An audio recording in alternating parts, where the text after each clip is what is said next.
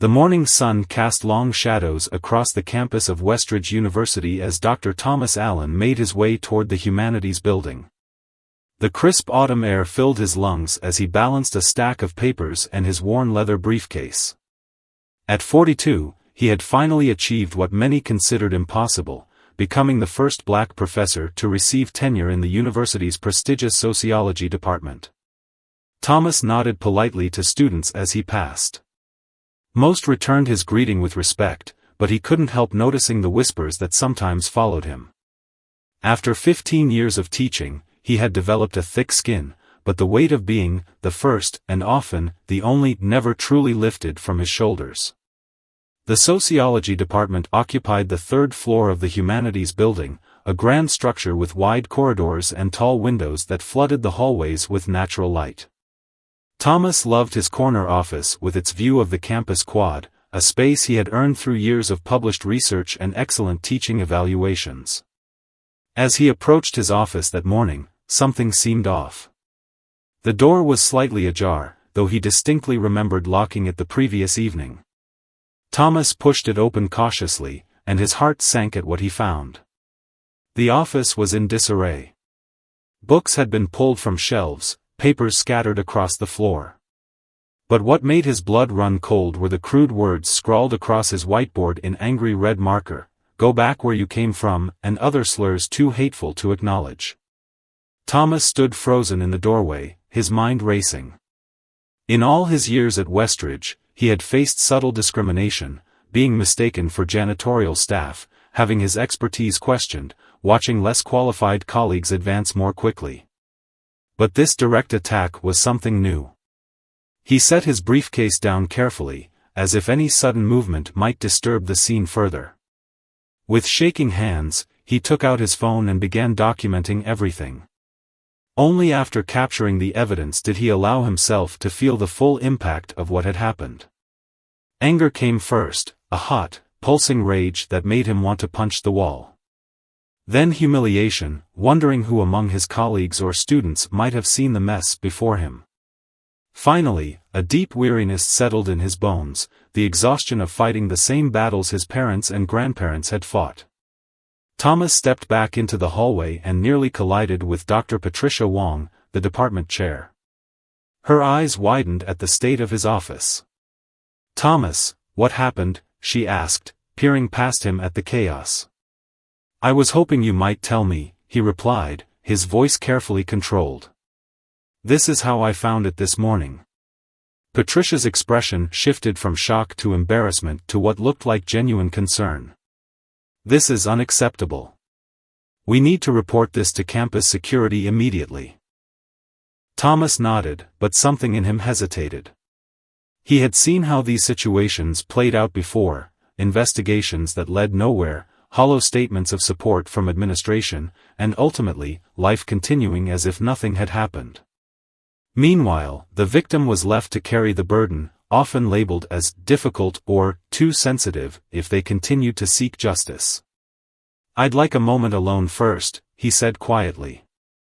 After Patricia left to call security, Thomas closed the door and sat heavily in his chair. On his desk was a framed photo of his parents at their college graduation, his father in a cap and gown, his mother beaming beside him. They had weathered far worse than this, during a time when the barriers to black education were even higher. The photo reminded him of something his father often said: "Education is the one thing they can't take from you once you have it."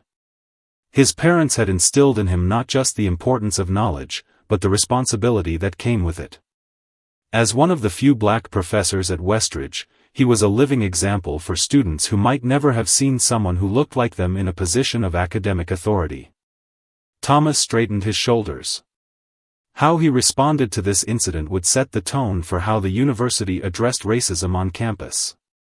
He could react with justified anger, demand punishment for the perpetrators, and no one would blame him.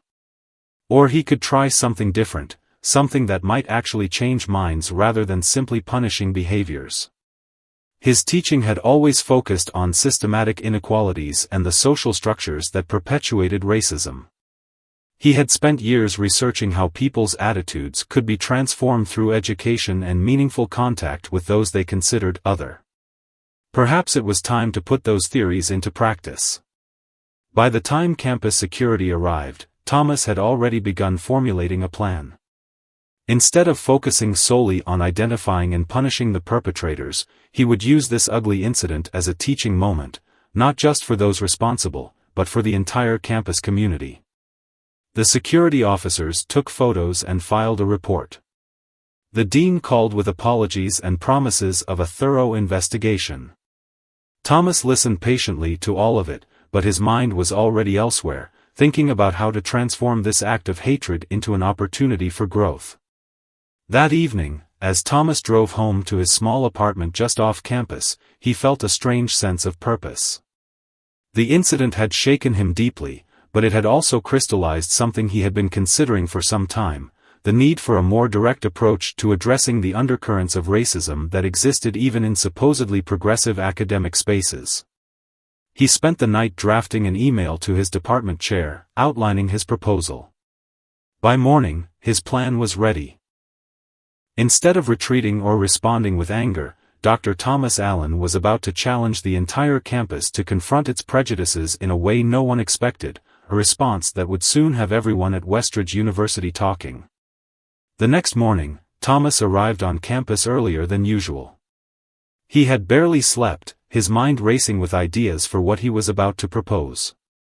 Before heading to his now-cleaned office, he stopped by the campus coffee shop for his usual black coffee. "Morning, Dr. Allen," called out the barista, a sophomore who had taken his Introduction to Sociology course the previous semester.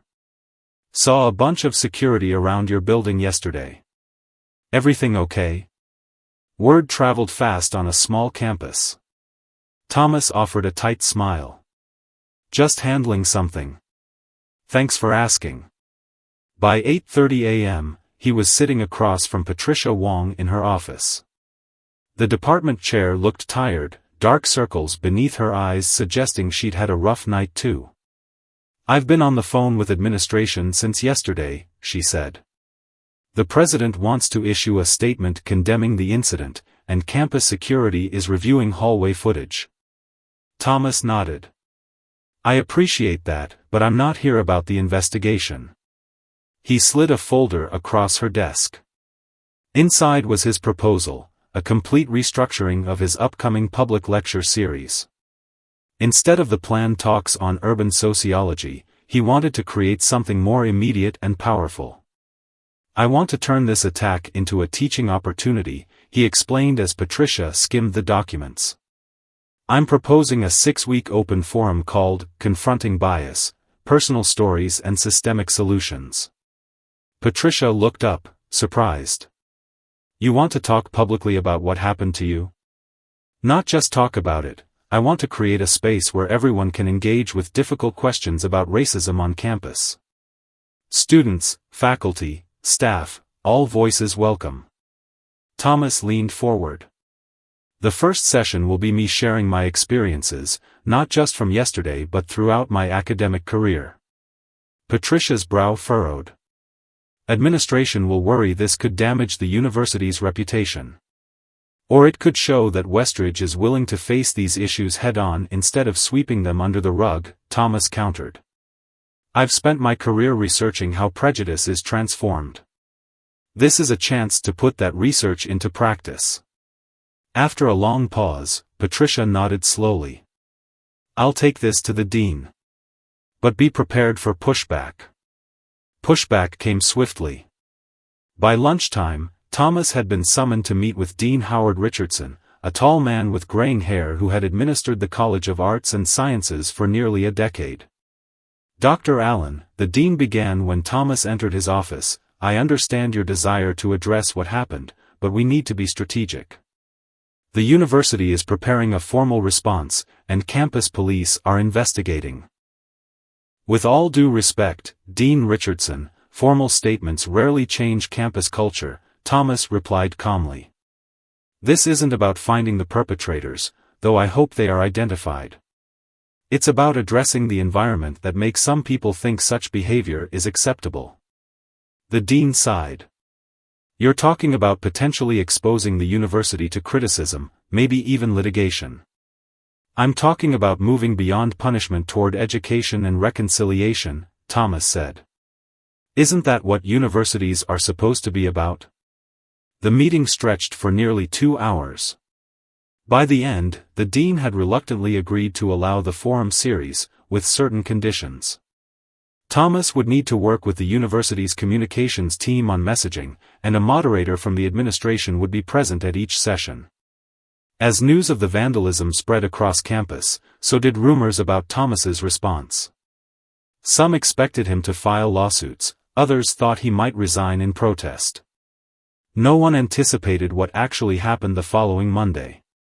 Flyers appeared all over campus announcing the first session of Confronting Bias.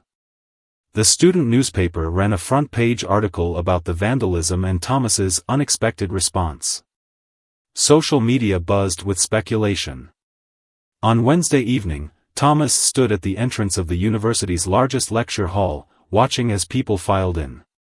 He had expected perhaps 50 attendees, mostly his own students and a few colleagues. Instead, nearly 300 people packed the room.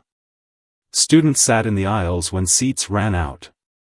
Faculty members from departments across campus stood along the back wall. Thomas spotted familiar faces, his graduate teaching assistants sitting together in the front row, the president of the Black Student Union, several colleagues from his department. But most were strangers, students he'd never taught, staff he'd never met, even a few people who appeared to be from the surrounding community. At precisely 7 p.m., Thomas walked to the podium. The room fell silent. "Thank you all for coming," he began. "I'm sure many of you have heard about what happened in my office last week. Today, I want to talk about why I'm standing here instead of packing up my office and leaving Westridge behind." For the next hour, Thomas spoke without notes. He shared stories from his childhood in a predominantly white suburb, his years as an undergraduate at a historically black university, and his graduate work at an Ivy League institution where he was often the only black person in the room. He described microaggressions he'd experienced at Westridge, being mistaken for maintenance staff, having students question his qualifications, overhearing comments about diversity hires. "The vandalism in my office was shocking but not surprising," he said. "It was just a cruder version of sentiments I've encountered throughout my academic career." Then, instead of condemning the unknown perpetrators, Thomas did something unexpected. He invited them to contact him anonymously.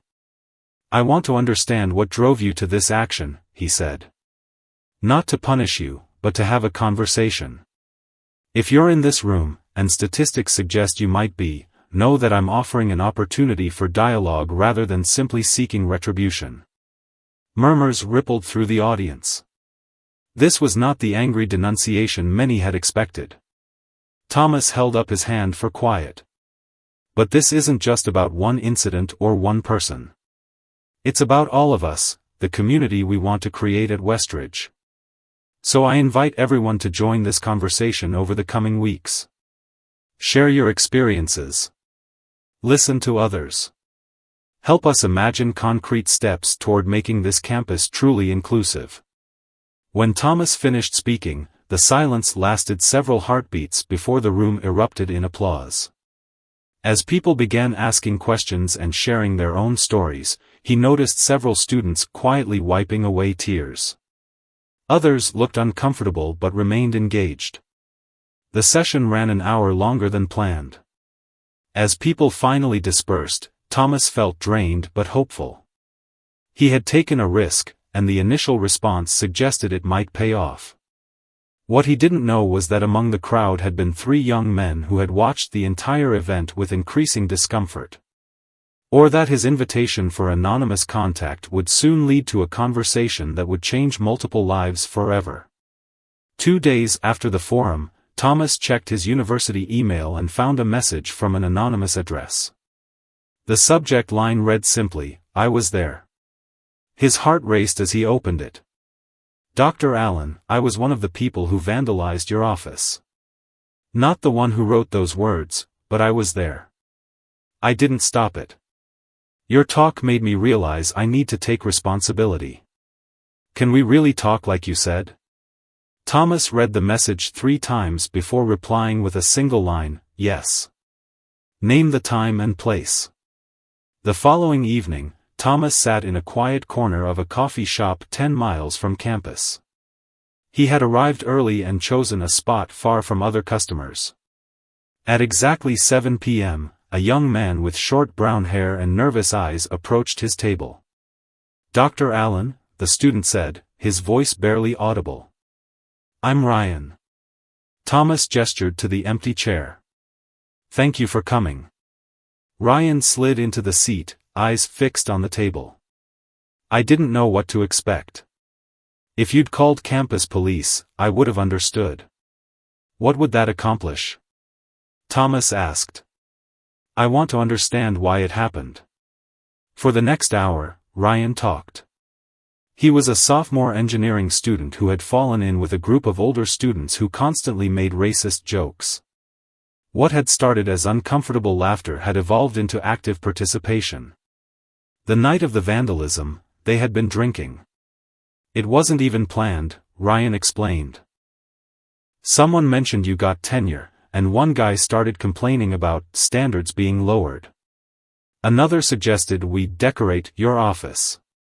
And you went along with it, Thomas said, not as an accusation but a statement of fact. Ryan nodded, shame evident in his hunched shoulders. I didn't write those words, but I helped mess up your books and papers. I kept thinking about stopping it, but I was afraid they'd turn on me. Fear is a powerful motivator, Thomas acknowledged.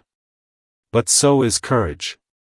Your forum, the way you talked about wanting dialogue instead of punishment, it made me realize I can't keep being someone I don't respect. Ryan finally looked up.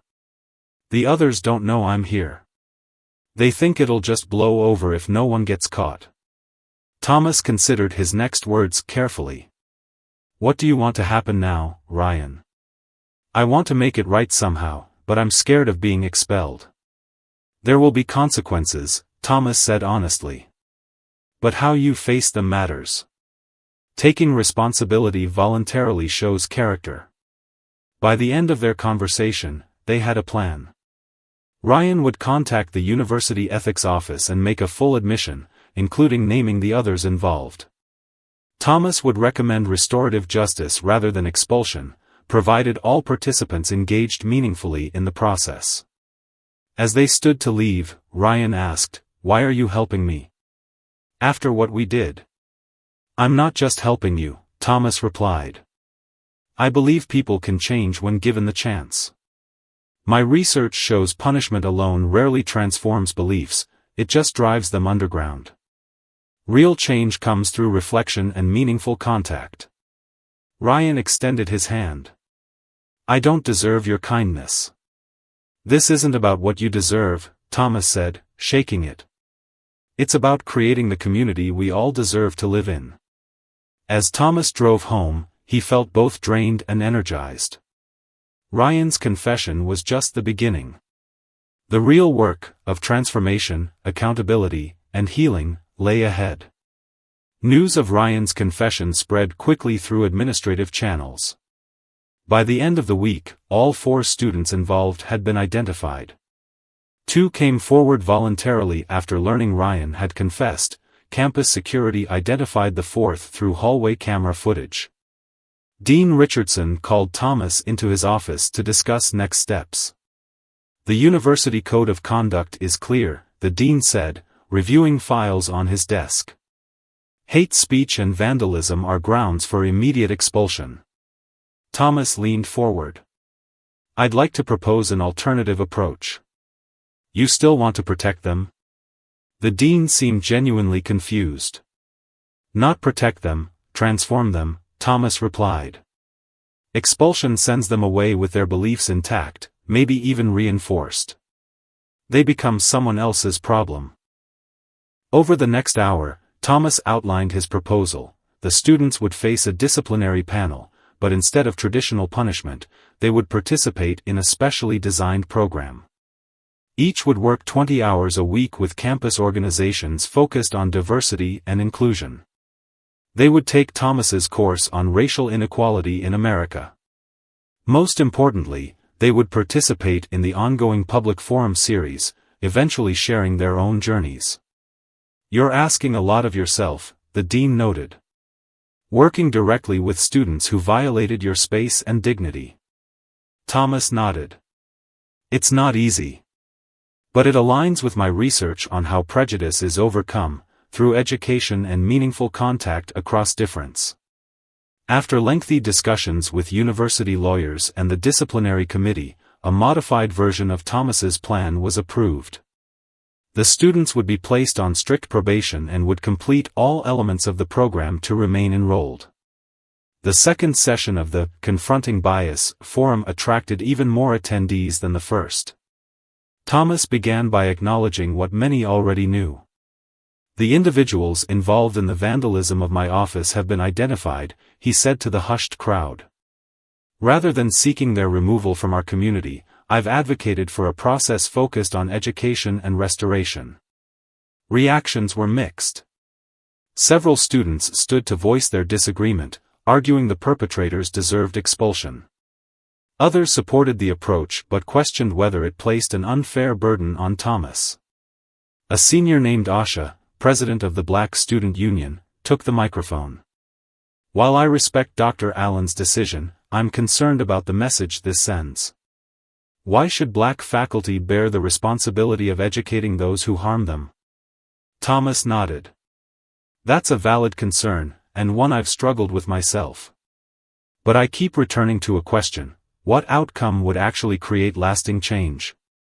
As the discussion continued, Thomas noticed Ryan and another confessed vandal, a student named Cole, sitting quietly in the back row. Their presence was part of their agreement, to listen and learn from the community they had harmed.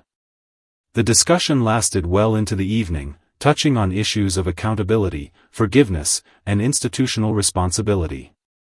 There were moments of tension, disagreement, and profound connection. Students and faculty shared personal stories of discrimination. Others admitted their own biases and expressed desire to do better. When it ended, many stayed to continue the conversations in smaller groups. Thomas watched as unlikely connections formed across different corners of campus life. The real transformation was just beginning. 3 weeks into the forum series, Thomas faced his greatest challenge yet. Today's session would feature Kyle, the student who had written the racist slurs on his whiteboard. Unlike Ryan and Cole, who had shown immediate remorse, Kyle had been resistant from the start. He participated in the program only to avoid expulsion, often sitting with arms crossed and expression closed during required sessions. Thomas had met with Kyle several times, trying to understand the roots of his hostility.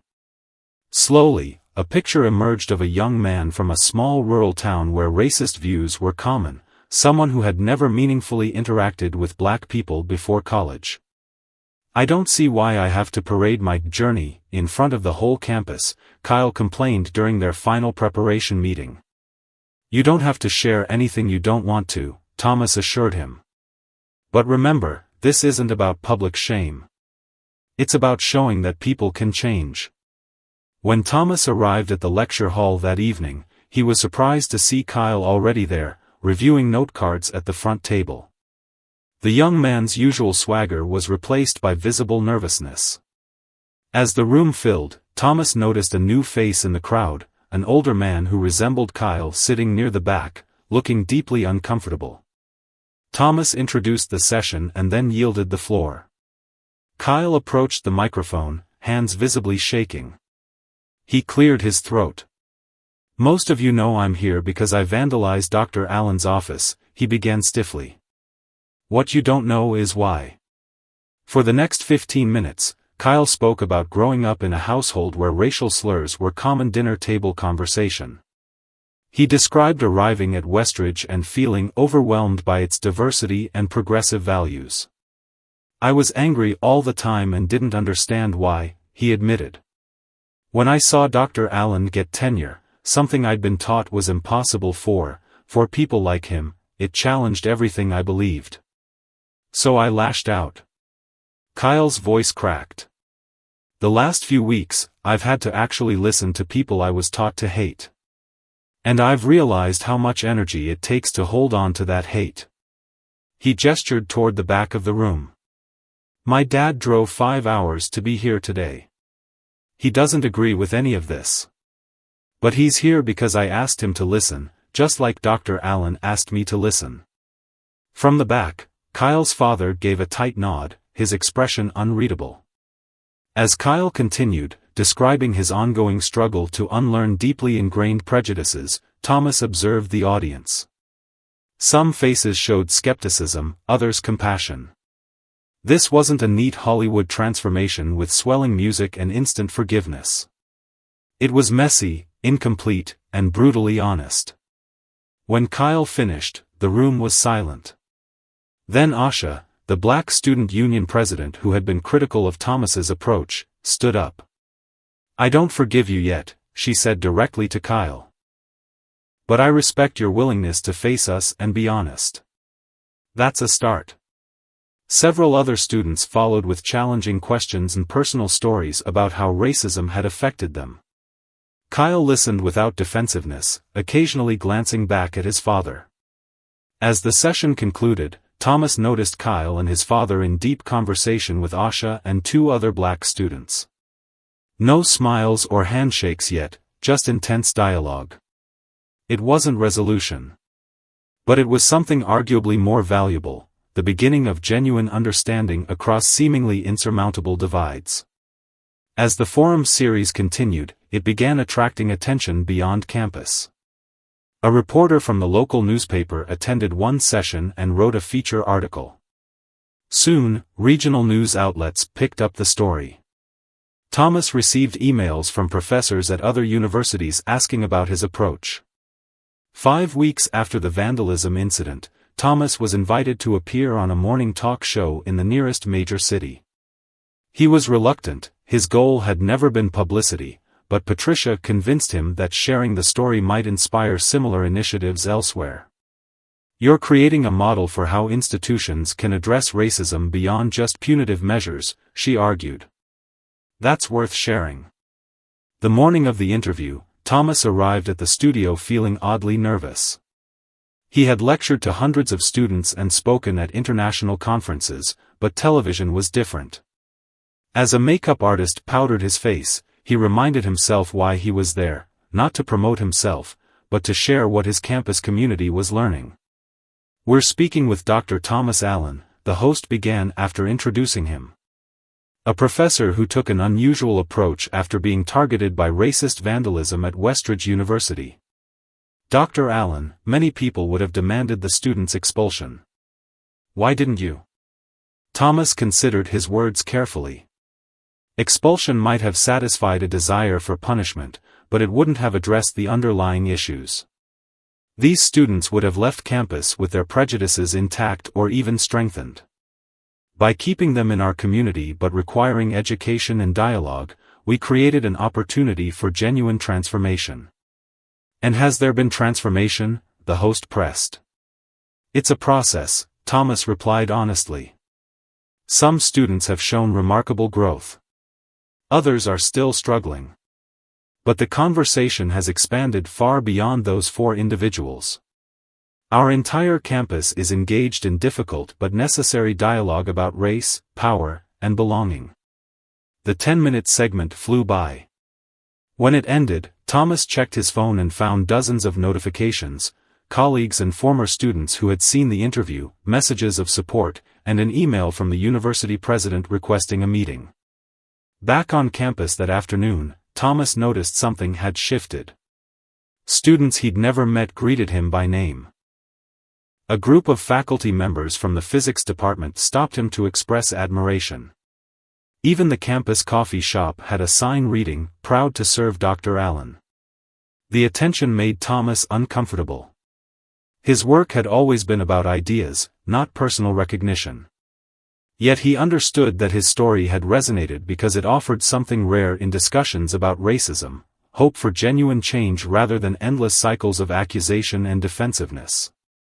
In his office that evening, preparing for the final forum session, Thomas received an unexpected visitor. Dean Richardson knocked lightly on his open door. "Got a minute?" the dean asked. Thomas gestured to a chair. The dean seemed unusually hesitant. "The Board of Trustees met this morning," he said finally. "They've approved funding for a new Center for Dialogue and Reconciliation at Westridge. They want you to direct it." Thomas sat back, surprised. "That's unexpected."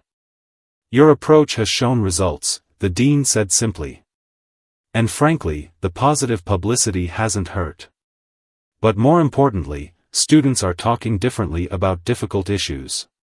Faculty report classroom discussions have more depth and nuance." As the dean outlined the proposal, dedicated space, administrative support, course reductions, Thomas felt a complex mix of emotions. Pride in what the campus community had accomplished together. Satisfaction that the administration was committing resources to continue the work. And a quiet certainty that the real impact would be measured not in publicity or new centers, but in changed hearts and minds. The final session of the forum series took place exactly 6 weeks after the vandalism incident. The lecture hall was packed beyond capacity, with people standing along the walls and sitting in the aisles despite the fire marshal's concerns. Thomas had decided this session would be different. Instead of him leading, a panel would share their experiences, Ryan and Kyle representing the students who had vandalized his office, Asha from the Black Student Union, Professor Zhang from Asian American Studies, and a local community organizer who had attended every session. "When we began this series," Thomas told the audience, "I didn't know what would happen. I only knew that responding to hatred with more hatred wouldn't break the cycle." He stepped back, yielding the stage to the panel. What followed was remarkable, not for its polish, but for its raw honesty. Ryan spoke about how easy it had been to follow along with racist behavior when he thought it didn't really hurt anyone. Kyle described the uncomfortable conversations he was now having with childhood friends when they used slurs. Asha acknowledged her initial skepticism about the process and how her perspective had evolved. From the audience, a hand raised. It was Kyle's father, who had attended every session since his first appearance. "I came here ready to defend my son," he said, his voice rough with emotion. "I thought this university was going to make an example of him because of politics. But what I've seen instead..." He paused, struggling for words. "I've heard things these past weeks I never would have listened to before. Can't say I agree with everything, but I'm thinking differently." As the session concluded, Thomas watched students and faculty lingering to continue conversations. The 4 students who had vandalized his office stood together near the stage, no longer pariahs but not quite forgiven either, somewhere in the messy middle ground of accountability and growth. Patricia approached Thomas as the crowd thinned. "You've accomplished something extraordinary here." Thomas shook his head. "We all did. And it's just a beginning." Walking back to his office under a canopy of autumn leaves, Thomas reflected on the journey of the past 6 weeks. The vandalism had been painful, but the response had created something he hadn't anticipated, a genuine community of people committed to difficult conversations and real change. His phone buzzed with an email notification. Another university was requesting he speak about the forum model. The work would continue, expanding beyond Westridge, one conversation at a time. 3 months after the vandalism incident, the newly established Center for Dialogue and Reconciliation opened its doors in a renovated space at the heart of campus. Thomas had worked with architects to design an environment that encouraged conversation, comfortable seating arranged in circles, walls lined with resources on social justice, and a small cafe area where people could share meals together. The center quickly became one of the most active places on campus. Student organizations held meetings there. Faculty members developed courses incorporating its dialogue model. Community groups requested partnerships. Thomas divided his time between teaching, directing the center, and speaking at other institutions interested in replicating Westridge's approach. On a snowy afternoon in February, Thomas sat in his office reviewing applications for the center's first fellowship program. A knock at the door interrupted his work. "Dr. Allen? Do you have a minute?" Thomas looked up to see Ryan standing in the doorway. The student looked different, more confident, less burdened by guilt. "Of course. Come in." Ryan took a seat, brushing snow from his coat. "I wanted to tell you something before you heard it elsewhere. I've decided to change my major from engineering to education. I want to teach." Thomas raised his eyebrows, surprised. "That's a significant change." "These past months working at the center have changed how I see my future," Ryan explained. "I keep thinking about what might have been different if someone had challenged the way I thought earlier in life, if I'd had teachers who addressed racism directly instead of avoiding the topic." Thomas nodded. "Teaching is a powerful platform for change." "I know it won't be easy," Ryan continued. "But neither was facing what I did to you and working to make amends. That experience taught me that difficult paths can be the most meaningful ones." As Ryan left, Thomas reflected on how far they had all come. The 4 students who had vandalized his office were following different trajectories, Ryan embracing education as a path to create change, Cole working with the campus restorative justice program, another quietly completing her requirements while keeping her head down, and Kyle still wrestling with his beliefs but continuing to have difficult conversations with his family back home. None of these outcomes represented perfect resolution. There was no magical moment when prejudice disappeared or when past harms were completely healed. Instead, there was the messy, ongoing work of growth, individuals and communities pushing themselves to examine uncomfortable truths and imagine new possibilities. Later that evening, walking home across the snowy campus, Thomas stopped to look back at the center's windows glowing warmly in the darkness. Inside, he could see a diverse group of students engaged in animated conversation. The sight filled him with quiet hope. 1 year to the day after the vandalism incident, Westridge University held a special event marking the anniversary. Not to commemorate the act of hatred, but to celebrate what had grown from Thomas's response to it. The university quad was filled with students, faculty, and community members gathered around a new installation, a curved stone bench surrounding a young oak tree. A small plaque read, "From difficult conversations, growth is possible." President Harlow, who had initially worried about the university's reputation, now proudly introduced Thomas to the crowd.